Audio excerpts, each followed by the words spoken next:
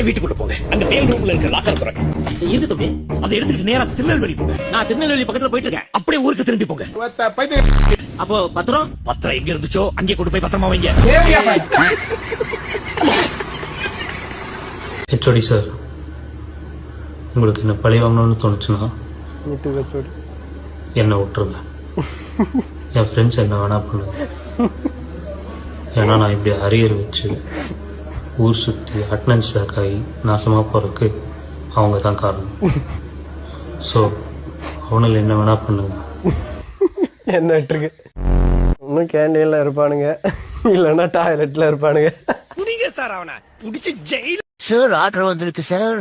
சரிம்மா அங்கேயே வச்சுட்டு போமா.